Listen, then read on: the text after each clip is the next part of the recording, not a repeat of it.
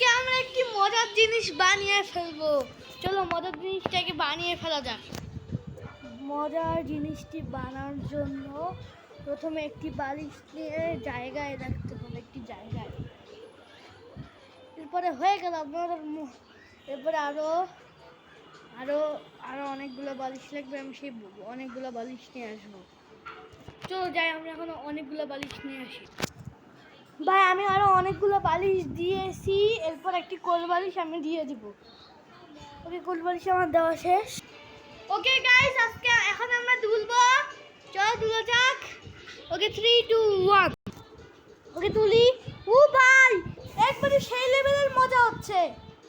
ও ভাই, ভাই সেই লেভেলের মজা, সেই। আজকে মজার জিনিসটি বানিয়ে ফেললাম।